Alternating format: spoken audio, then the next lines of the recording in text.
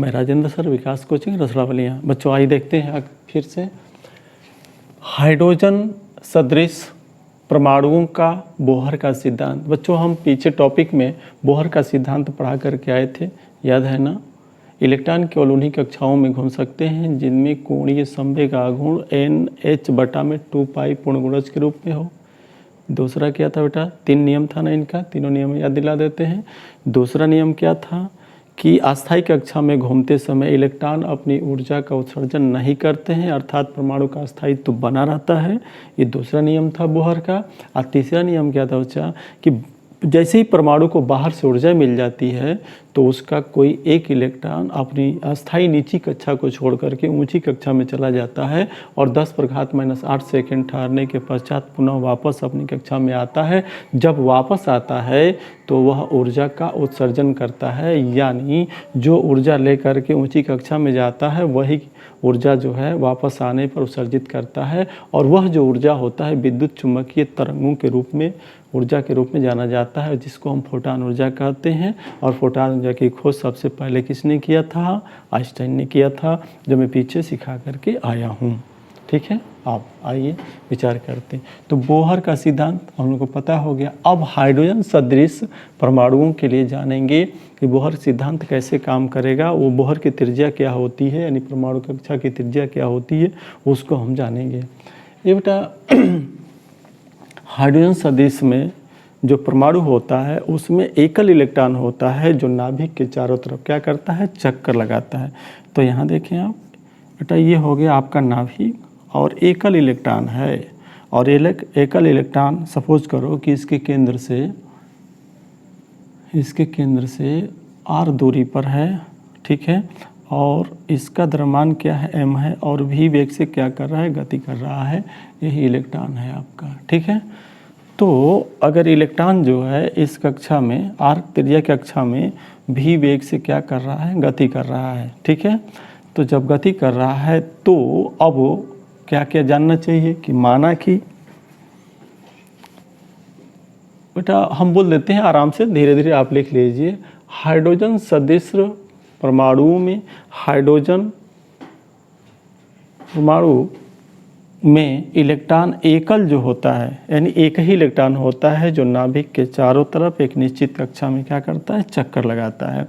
माना कि इलेक्ट्रॉन का द्रव्यमान m है, उसका आवेश e है और v वेग से r त्रिज्या के वृत्तीय पथ पर वो चक्कर लगा रहा है, इलेक्ट्रॉन चक्कर लगा रहा है, ठीक है बेटा। तो बोहर कह रहे थे, उनके अनुसार ये था कि कोणीय संवेग जो आघूर्ण होता है वह NH/2 के पूर्ण गुणज में होता है, पहली बात। और दूसरी बात ये बेटा कि जब भी जो है किसी r त्रिज्या के वृत्तीय पथ पर चक्कर लगाता है तो उसके बीच जो है एक आकर्षण बल पैदा होगा। क्योंकि आकर्षण क्यों? क्योंकि इलेक्ट्रॉन कैसा है? ऋणात्मक है, जबकि नाभिक कैसा है? धनात्मक है। तो इनके ऋण और धन के कारण एक बल लगता होगा, ठीक है ना। वह बल कैसा होगा? अभिकेंद्र बल होगा। आकर्षण बल के कारण अभिकेंद्र बल प्राप्त हो रहा है तो अभिकेंद्र बल होगा। और यह अभिकेंद्र बल जो होगा इस धन और ऋण आवेश के कारण वो बल होगा जो कूलॉम का नियम होता है। तो कूलॉम के नियम में हम लोग पढ़ के क्या आया था, याद है आपको, कि दो स्थिर आवेशों के बीच लगने वाला आकर्षण अथवा प्रतिकर्षण बल दोनों आवेशों की मात्राओं के गुणनफल के अनुक्रमानुपाती तथा उनके बीच की दूरी के वर्ग के क्या होता है बेटा? व्युत्क्रमानुपाती होता है। कूलॉम के नियम पढ़ करके आए हो। तो जो बल होता है वैद्युत बल कैसे जानते हो? 1/4πε0, ठीक है। अगर दो आवेश है Q1 और क्या है? Q2 और उनके बीच की दूरी क्या है बेटा? R है, तो ऐसे जाना जाता है। जहाँ Q1 Q2 क्या होता है? आवेश होता है। पीछे पढ़ के आए हैं ना, खींच देते हैं। ये बेटा Q1 आवेश है, दूसरा क्या है? Q2 आवेश है। इनके बीच की दूरी क्या है? R है। तो कूलॉम के नियम से इनके बीच लगने वाला, क्योंकि आवेश जो होता है बच्चा आकर्षण बल भी होता है और प्रतिकर्षण। तो पूछे प्रतिकर्षण कब होगा? जब वो आवेश दोनों कैसे होंगे? सजातीय होंगे। अगर विजातीय होंगे तो उनके बीच कौन सा बल लगता होगा? आकर्षण बल लगता होगा। तो इस बल से जानेंगे। तो जब एकल इलेक्ट्रॉन इस नाभिक के चारों तरफ चक्कर लगा रहा है तो उस स्थिति में इसको मिलने वाला जो अभिकेंद्र बल होगा वह कैसे मिलता होगा बेटा? तो नाभिक में धन आवेश और इलेक्ट्रॉन के ऋण आवेश से मिलता होगा। तो आवश्यक अभिकेंद्र बल, तो मैं क्यों लिख रहा हूँ बेटा? अभिकेंद्र बल, अभिकेंद्र बल, अभिकेंद्र बल माने तो वह अभिकेंद्र बल जिससे प्राप्त हो रहा है धनात्मक और ऋणात्मक, जो वृत्त के केंद्र की तरफ लग रहा है। अब ये कूलाम का नियम बल, आवेशों के बीच, आवेशों के बीच कूलाम बल या आवेशों के बीच बल, आवेशों के बीच बल जिसे हम कूलाम का बल कहेंगे, इसी को क्या कहते हैं बेटा? कूलाम बल या कूलाम के नियम बल से। अभिकेंद्र बल, माना कि इलेक्ट्रॉन का द्रव्यमान m है, r त्रिज्या के वृत्तीय पथ पर भी वेग से कक्षा में क्या कर रहा है? चक्कर लगा रहा है। ठीक है, तो अभिकेंद्र बल हम लोग पढ़ करके आए ना, अभिकेंद्र बल mv² बटा में r इक्वल टू, अब आवेशों के बीच लगने वाला बल। तो देखो बेटा, ये जो आवेश है यहाँ पर, यह जो है आवेश ZE धनात्मक होगा। ठीक है, और यहाँ पर जो आवेश है वो कैसा होगा? ऋणात्मक होगा। तो यह आवेश का गुणनफल तो कैसे जानोगे? तो 1/4 पाई एप्सिलॉन 0, ठीक है ना, ZE धनात्मक आवेश नाभिक के कारण। ठीक है ना, Z पूछे तो Z क्या है? अगर बेटा यहाँ पूछे कि Z क्या है तो परमाणु क्रमांक है। ठीक है ना, परमाणु क्रमांक इसका कितना है? हाइड्रोजन है तो 1 है, क्योंकि पहली कक्षा के लिए। तो यह Z जो है परमाणु क्रमांक है एक, फिर E क्या है? आवेश है, वो इलेक्ट्रॉन वाला। तो ये धन है और ये क्या है? ऋण है। इनके बीच कौन सा बल लगता होगा? आकर्षण, क्योंकि नाभिक में जो बल है, जो नाभिक में आवेश से कैसा है? धनात्मक है। ये नाभिक का आवेश है और ये कैसा आवेश है? इलेक्ट्रॉन का आवेश है। तो इनके बीच कौन सा बल लगता होगा? आकर्षण बल। और इनके बीच की दूरी क्या है बेटा? r²। देखो, एक r यहाँ पर है, 2r यहाँ पर है, पक्षांतर करके हम कटाते हैं तो ये हो गया mv² बराबर 1/4 पाई एप्सिलॉन 0, ठीक है ना, ZE², E से E में गुणा, ठीक है, बटा में क्या हो गया? r, समीकरण नंबर 1। देखो बेटा, इसको हम कहते हैं अनुक्रमानुपातिक नियतांक। मैं बता देना चाहूँगा यहाँ पर, पीछे कूलाम के नियम में पढ़ करके आए हैं कि यह k 1/4 पाई एप्सिलॉन 0, ठीक है ना, अनुक्रमानुपातिक नियतांक कहलाता है। इसका मान 9.0 × 10 कितना होता है? 9 न्यूटन मीटर का स्क्वायर प्रति कूलाम का स्क्वायर होता है। बेटा पूछे कि एप्सिलॉन 0 क्या है? तो इसको कहते हैं निर्वात की विद्युतशीलता, यानी निर्वात में दो आवेश जब रखा जाता है ना, तो उसके बीच जो बल का काम करता है वो जो है विद्युतशीलता के रूप में जाना जाता है। और जानते रहेंगे कि जब दो आवेश होता है और निर्वात में रहता है तो इनके बीच लगने वाले बल का मान क्या होता है? बहुत अधिक होता है। अगर वायु में लाते हैं तो थोड़ा कम हो जाता है, लेकिन वायु निर्वात के लिए इसका मान एक ही लगभग माना जाता है। ठीक है, तो आप चलिए यहाँ पर और एक चीज़ और जानें, अगर दोनों आवेशों के बीच में कोई आवेश आ जाता है, जैसे कुछ अलग पदार्थ हो गया, कोई मोम हो गया, कांच हो गया, लकड़ी हो गया, तेल हो गया, पानी हो गया, ऐसा कुछ पदार्थ आ जाता है, तो इनके बीच लगने वाले बल के मान को क्या करता है बेटा? घटा देता है। यह जो है आपका पीछे का रिविज़न हम करा दिया। तो देखिए, एप्सिलॉन 0 यह जो है एक नियतांक होता है, और नियतांक में वहाँ पर निकलवा करके आया हूँ। वो मान क्या होता है? तो 8.85 × 10⁻⁻12 कूलाम का स्क्वायर प्रति न्यूटन मीटर का स्क्वायर होता है, जो पीछे हम लोग पढ़ करके आए थे। ठीक है ना, पहले चैप्टर से। तो ये हो गया आपके कूलाम के नियम से पूरी बात। यहाँ पर आ जाइए अब। तो बेटा अगर इसकी बात आएगी ना, तो 1/4 पाई एप्सिलॉन 0 की जगह पर हम इतना मान रख करके क्या करेंगे? हल कर लेंगे। ठीक है, तो यहाँ पर आ जाइए। तो ये हो गया आपका समीकरण नंबर 1। ये बेटा बोहर के प्रथम सिद्धांत से, बोहर का प्रथम सिद्धांत, बोहर के प्रथम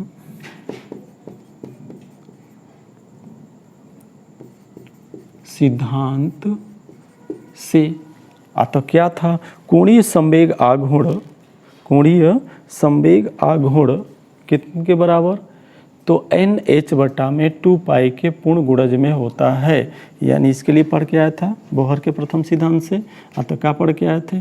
MVR कोणीय संवेग, द्रव्यमान गुणे वेग गुणे घूर्णन अक्ष से दूरी, द्रव्यमान गुणे वेग को संवेग कहते हैं, और जैसे ही r से गुणा कर देते हैं तो कोणीय संवेग कहते हैं। जब कोई पथ वृत्तीय पथ होता है तो r त्रिज्या के वृत्तीय पथ पर कोई कण गति करता है ना, तो उसको हम कहते हैं कोणीय संवेग, एंगुलर मोमेंटम। ठीक है, अगर एक ही गति हो रही है तब तो द्रव्यमान गुणे केवल वेग, वो भी संवेग है, और उसको अगर r से गुणा कर देते हैं वृत्तीय पथ के लिए तो इसको बोलते हैं कोणीय संवेग।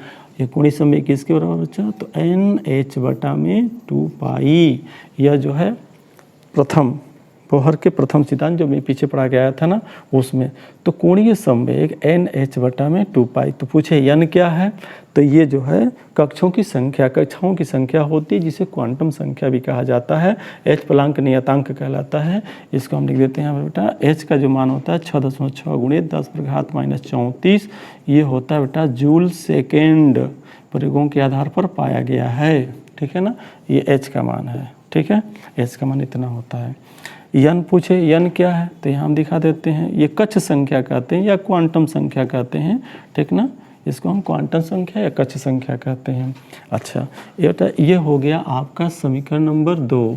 ठीक है, अब ये हो गया आपका समीकरण नंबर 1, ये हो गया आपका समीकरण नंबर 2। आज विचार करते हैं बेटा, समीकरण नंबर 2 को वर्ग करके, समीकरण नंबर 2 को वर्ग करके समीकरण नंबर 1 से भाग देने पर, तो समीकरण 2 को वर्ग करके समीकरण 1 में भाग देने पर, समीकरण 1 से भाग देने पर, समीकरण 1 से क्या बेटा, भाग देने पर, दे दिया जाए भाग तो दे दीजिए। पहले वर्ग करो तो वर्ग किया, तो वर्ग करो तो क्या होगा बेटा, समीकरण नंबर 2 को वर्ग करो तो m का स्क्वायर नहीं v का स्क्वायर r का स्क्वायर इक्वल टू, यहाँ पर लो n का स्क्वायर, ठीक, h का स्क्वायर का बटा, वर्ग करो तो 2 दूनी के 4 पाई का स्क्वायर हो गया। तो ये हो गया आपका वर्ग। अब वर्ग करके किससे भाग देना है, 1 से, तो समीकरण नंबर 1 से भाग दीजिए। समीकरण नंबर 1 क्या बेटा, तो यहाँ पर लिखते हैं समीकरण नंबर 1 है mv का स्क्वायर। अब भाग देने जा रहे हैं तो बेटा डायरेक्ट मैं भिन्न को ही पलट दे रहा हूँ, अब इसको मैं मिटा दे रहा हूँ। शॉर्ट आप ले लीजिए क्योंकि अब थोड़ा सा आगे तक की ज़रूरत पड़ेगी।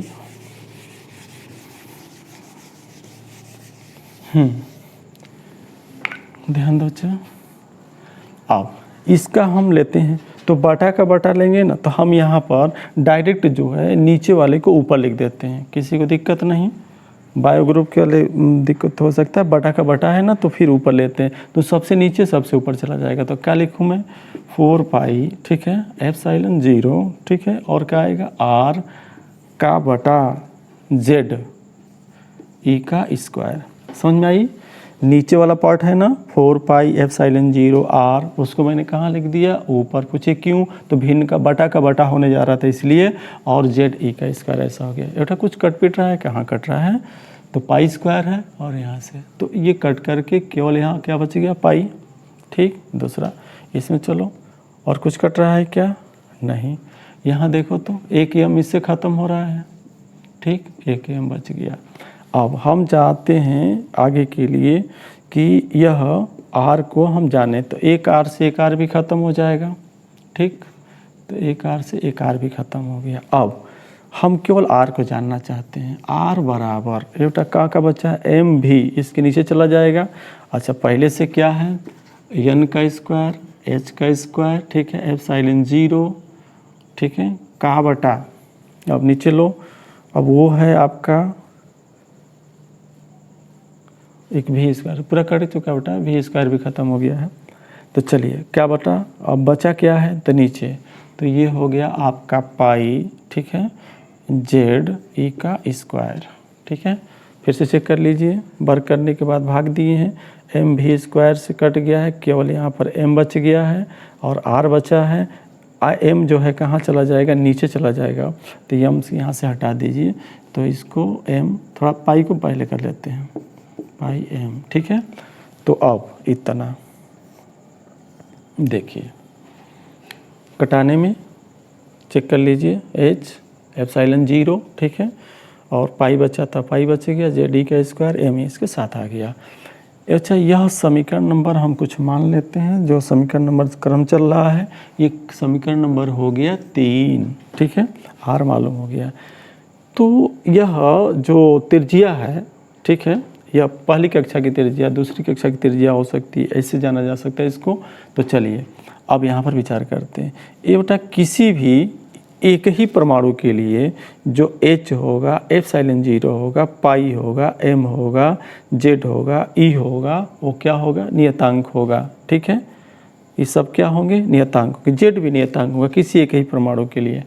तो अब यहाँ पर हम कह सकते हैं, चूँकि H कामा एप्सिलॉन 0, फिर बेटा क्या, पाई कामा M, फिर E का स्क्वायर, तो खाली कर लेते हैं E, तथा किसी एक परमाणु के लिए, किसी एक परमाणु के लिए, एक परमाणु के लिए Z का मान भी क्या होगा बेटा, मान भी कैसा होगा, नियत होगा, नियत होगा, ठीक है ना। तो जब सब नियतें हो जाएंगे, देखो एप्सिलॉन क्या है, निर्वात की विद्युतशीलता, ठीक है, ये पूछे एच क्या है, तो प्लांक नियतांक है, पाई तो जान ही रहे हो, इलेक्ट्रॉन का द्रव्यमान है, ठीक है, तो ये इलेक्ट्रॉन का द्रव्यमान है। ये क्या है, आवेश है, ये भी निश्चित है, इलेक्ट्रॉन का द्रव्यमान 9.1 × 10⁻³ किलोग्राम होता है। आवेश की बात करें तो बेटा 1.6 × 10⁻19 कूलम होता है। एप्सिलॉन 0 का मान क्या होता है, ठीक है, तो मैंने अभी लिखा था 8.85 × 10⁻12 कूलम का स्क्वायर प्रति न्यूटन मीटर स्क्वायर होता है। एच का मान प्लांक नियतांक है ना, तो 6.6 × 10⁻34 जूल सेकेंड होता है। ये सब क्या है, नियत है। तो बच क्या गया, आर और क्वांटम संख्या, कक्ष संख्या। तो बेटा ये जो आर होगा ना, अनुक्रमानुपाती होगा किसके, एन स्क्वायर के, ठीक है ना। यानी किसी विशेष कक्षा के लिए, ध्यान दीजिए यहाँ से मैं बोलने जा रहा हूँ, आप ध्यान से मेरी बात को सुनिए। किसी निश्चित कक्षा के लिए या अनुमत कक्षा के लिए, किसी भी इलेक्ट्रॉन के लिए अनुमत कक्षा, विशेष कक्षा के लिए उसके क्वांटम संख्या के वर्ग के अनुक्रमानुपाती होता है। क्लियर, समझ में आई मेरी बात, कोई घबराने की ज़रूरत नहीं है, आराम से समझिए, कोई दिक्कत नहीं होना चाहिए। यहाँ समझिए, किसी विशेष कक्षा के लिए कक्षा की त्रिज्या उस कक्षा के क्वांटम संख्या या कक्ष संख्या के वर्ग के क्या होता है, अनुक्रमानुपाती होता है। मैं लिख नहीं रहा हूँ, फिर से सुनिए। किसी विशेष कक्षा या अनुमत कक्षा के लिए कक्षा की त्रिज्या उस कक्षा के वर्ग के क्या होता है, अनुक्रमानुपाती होता है, ठीक है। तो चलो बेटा अब हम जो है किसी हाइड्रोजन परमाणु के लिए हम निकालने चल रहे हैं, किसी एक कक्षा के लिए त्रिज्या को निकालने चल रहे हैं। और अगर मान लीजिए त्रिज्या को निकालने चलोगे तो अगर पहली कक्षा की अगर n1 बराबर 1 करेंगे, ठीक है ना, तो r1 बराबर अगर हम रखते हैं, तो अब देखो यहाँ पर लेते हो बेटा, अगर त्रिज्या पहले लेते हैं तो ये क्या होगा, n1 का स्क्वायर होगा, ठीक है, पहली कक्षा है तो 1 का ही वर्ग होगा। अगर दूसरी यहाँ पर मान क्या होगा, पहली कक्षा के लिए ले तो ऊपर हम दिखाते हैं आपको, यहाँ ले लीजिए, ध्यान से समझिएगा इसको। r1 पहली कक्षा के लिए, तो पहली कक्षा की त्रिज्या अगर r1 है तो क्वांटम संख्या n1 होगा, n1 का स्क्वायर होगा। n1 का मतलब क्या होगा, यहाँ पर 1 होगा तो 1 का वर्ग होगा, तो क्या होगा, 1 होगा। उसी तरीके से बच्चा अगर हम r2 की बात करेंगे तो 2 का वर्ग हो जाएगा, ठीक है, तो किसके बराबर हो जाएगा, 4 के बराबर हो जाएगा। उसी तरीके से तीसरी कक्षा की त्रिज्या अगर हम जानना चाहते हैं तो 3 का वर्ग हो जाएगा, तो बोलो कितना हो जाएगा, 9 हो जाएगा। इसका मतलब कि r1 संबंधे r2 संबंधे r3 जो कक्ष संख्याओं की संख्या हो रही है वो किसके हो रही है, ठीक है, वो हो रही है पहला 1, दूसरा 4, 2 दूनी के 4, ठीक है ना, 2 दूनी के 4 संबंध अगर रखते हैं तो बेटा ऐसे रखते हैं, ठीक है ना, कक्ष संख्या ऐसे करके, फिर ये क्या होगा 9, ठीक है, आगे तो 3 रखो तो 3 रहने दो, और फिर इसी तरीके से डाट डाट करके इसे छोड़ देते हैं, तो ऐसे होती है। तो जैसे जैसे बढ़ जाएगी। अब बेटा हम जो है हाइड्रोजन परमाणु के लिए पहली कक्षा होती है, क्योंकि उसमें एक एक इलेक्ट्रॉन होता है, एक ही कक्षा है, तो उसके लिए हम निकाल देते हैं, फिर उसी की सहायता से हम सबका निकाल के जान जाएंगे। तो आप शॉर्ट ले लीजिए, कोई घबराने की ज़रूरत नहीं है। फिर भी अगर आपको कोई दिक्कत होती है तो हमसे पूछ सकते हैं। मेरा मोबाइल नंबर जो है इस पर नीचे सर्च होगा बेटा, तो कभी भी आप पूछ सकते हैं, कोई दिक्कत नहीं है। तो मैं अब यहाँ से आगे लेकर के चल रहा हूँ, ठीक है। तो अब हम इसको देखो बेटा, ये जो सूत्र हमने निकाल के लाया ना, इसी को हम जो है बोहर की त्रिज्या के नाम से भी जानते हैं। आता पूछे बोहर की त्रिज्या यानी कक्षा संख्या की त्रिज्या जो होती है, जिसमें इलेक्ट्रॉन चक्कर लगाते रहते हैं, उस कक्षा की त्रिज्या इतने के बराबर होती है। ये बिल्कुल आप याद रखोगे। क्लियर, समझ में आया बेटा? तो ये ध्यान रख लिया। अब हम जो है किसी एक कक्षा की त्रिज्या को निकालना चाहते हैं, और एक कक्षा की त्रिज्या को निकालने के लिए किसका प्रयोग करना चाहिए? हाइड्रोजन का, क्योंकि हाइड्रोजन में क्या है? एक एकल इलेक्ट्रॉन है। तो एकल इलेक्ट्रॉन है तो उसकी कक्षा की संख्या क्या होगी? 1 होगी।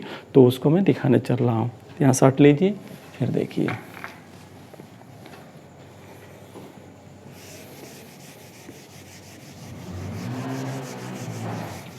घबराने की कोई ज़रूरत नहीं है, बहुत आसान है फिजिक्स।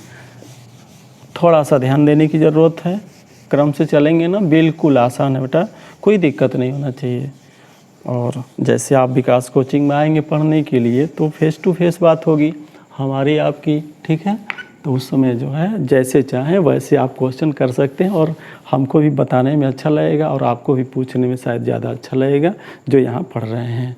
तो आप भी दूर हैं, हम भी दूर हैं, लेकिन वीडियो के माध्यम से तो बेटा एक ही हम लोग। तो आइए देखते हैं हाइड्रोजन परमाणु के लिए कक्षा संख्या, हाइड्रोजन परमाणु की कक्षा की त्रिज्या।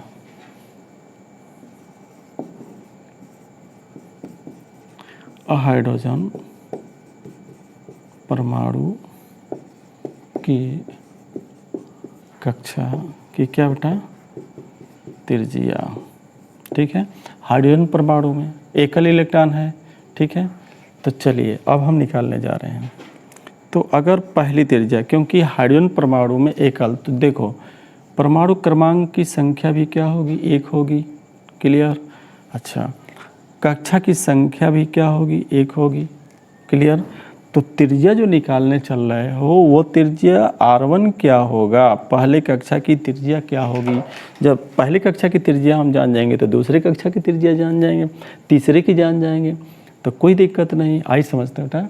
तो R1 हम निकालने चल रहे हैं। तो ठीक है, ये होगा, फार्मूला रखते हैं केवल N1 का स्क्वायर, ऐसे रखते चल रहे हैं, ठीक है। फिर कोष्टक में लो H का स्क्वायर, ठीक है, इंटू एप्सिलॉन 0। अब क्या बेटा? नीचे में आ जाओ, तो ये हो गया पाई m, ठीक है, ZE का स्क्वायर, ठीक है। अब यहाँ पर मैं कुछ बातों को लिख देना चाहता हूँ। मैंने क्या बताया था H के लिए मान, याद है ना? तो 6.6 गुणे 10⁻⁻34 क्या बेटा? Joule second. मात्रक याद रखते हैं, क्योंकि कंपटीशन में IIT रोड की इंजीनियरिंग आदि के लिए जो है ना, यही मोस्ट इम्पॉर्टेंट होता है। इसका मान क्या होता है, मात्रक क्या होता है, इसकी बीमा क्या होती है, ठीक है ना, ऐसा करके। बोले बच्चा एप्सिलॉन 0 का मान क्या होता है? तो 8.85 गुणे 10⁻, बोलो -12 कूलम का स्क्वायर प्रति न्यूटन मीटर का स्क्वायर होता है, ठीक है। इलेक्ट्रॉन का द्रव्यमान है ना, तो इलेक्ट्रॉन का द्रव्यमान 9.1 गुणे 10⁻⁻, क्या होता है? 31 किलोग्राम। पूछे जेड तो दिखाई चुके हो। अब आवेशी का मान क्या होता है? 1.6 गुणे 10⁻, बोलो -19 कूलम, ठीक है। ऐसे मान को भरो तुम। तो बेटा भरोगे तो क्या होगा? R1 बराबर 1 का वर्ग 1 ही होगा। चलो 6.6 गुणे 10⁻⁻34 का होल का स्क्वायर, ठीक है ना। फिर 8.85 गुणे 10⁻, बोलो -12, ठीक, ऐसा हो गया। फिर नीचे आ जाओ, नीचे चलो। पाई का मान 3 दशमलव क्या होता है बेटा? 14, ठीक ना। 9.1 गुणे 10⁻, बोलो 31 किलोग्राम। और फिर ई का मान, तो जेड का मान भी रखो 1, ठीक। और ई का मान तो गुणे 1.6 गुणे 10⁻⁻19 का होल का क्या बेटा? स्क्वायर। और जैसे ही तो जानते हो पूरा भाग कर लेंगे, ठीक ना, स्क्वायर है ये। तो जैसे ही जो है ना इसका क्या करोगे, हल करोगे तो जानते हो पहली कक्षा की त्रिज्या 0.53 एंगस्ट्रॉम के रूप में आएगा, क्योंकि दूरी है तो मात्रक होगा, और मात्रक है तो क्या होगा, एंगस्ट्रॉम होगा। पूछिए कि एंगस्ट्रॉम किसके बराबर होता है, 10 अरबवां के भाग के बराबर होता है, 1 मीटर का 10 अरबवां भाग। तो बेटा एक एंगस्ट्रॉम जो होता है ना 10⁻⁻10 मीटर की कोटि का होता है, ये हमको याद रखना चाहिए, ठीक है। तो ऐसा होता है। तो पहले कक्षा की जो त्रिज्या है हाइड्रोजन परमाणु, हाइड्रोजन सदिश परमाणु के लिए कक्षा की त्रिज्या R1 हम लोगों ने ज्ञात किया, इतना होता है।